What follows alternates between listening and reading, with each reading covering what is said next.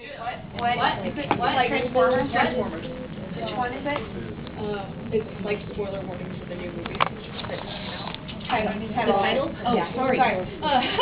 The title is Placebo. Placebo, okay.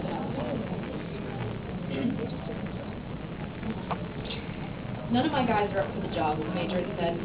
He'd run a hand through his hair, glancing around, while other humans ran around the tarmac and hangar floors in a carefully controlled panic. Packing up their entire unit on short notice inspired great rushes of adrenaline, it seemed. Can't spare anyone, but really, just do us a favor and give it a shot, will you? It's hard enough getting him up on one of those birds and he's not pissed off. And so he reluctantly agreed to take up the role of diplomat. Logically, he knew he was the best for the job. The only other being who might have sufficed was in a place no one could reach. All the others were nervous, unsure of what to do in the absence of leadership. Squaring his shoulders, he stepped into the dim hangar interior, barely managing to duck under some of the superstructure before it met an untimely end in the front of his skull. It was not hard to locate the poison thought. For all the activity scurrying around the entire base, one particular corner was conspicuously empty of all life, save for a hulking, seething shape, a mass of black armor and weaponry. Even with initial placating, the huge cannons were still primed, and a dent in the thick, soundproof wall showed great evidence of physical abuse. At his approaching footsteps, the figure turned, shooting him a look that could very well have melted his own alloyed armor plating at close range. He stopped, clasping his hands behind his back, calmly matching the stare with a blank expression. At that, the figure merely grunted, turning back to the wall. My answer is still no. That isn't why I'm here, he said, carefully keeping the reprimanding tone out of his voice. What is it then? I have to have a reason to speak to you now?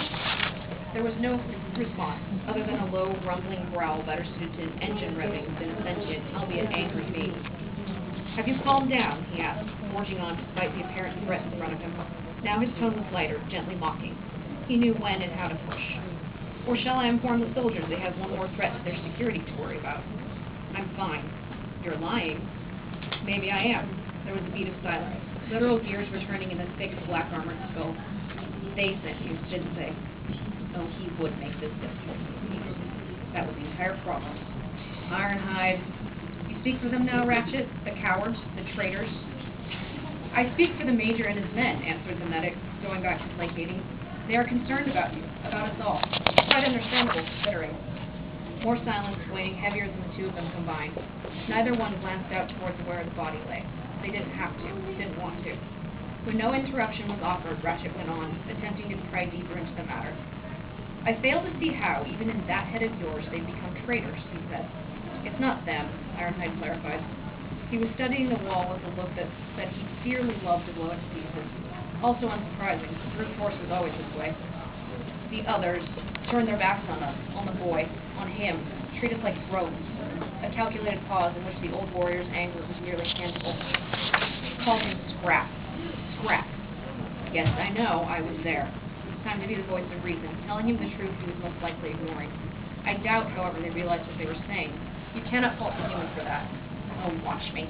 You're being a stubborn old fool. No response came. He struck a nerve then. A different one than usual, considering there was only sullen silence. There had been a distinct flash of cannons being brandished.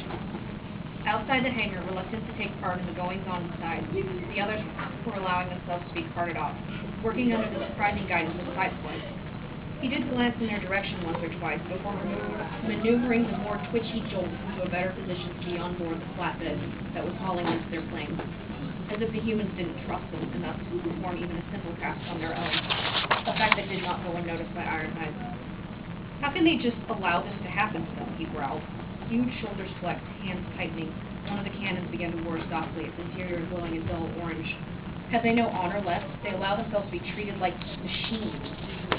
Ratchet shook his head, touching the sight before him as at his friend. They are afraid, he said, and then frowned briefly, amending his statement.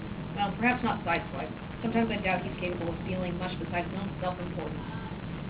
That at least got a begrudging snort from Ironhide's direction. But the others, the medic trailed off. They came for crime's sake, for his cause, just as we did. Without him, they are feeling lost, I gather.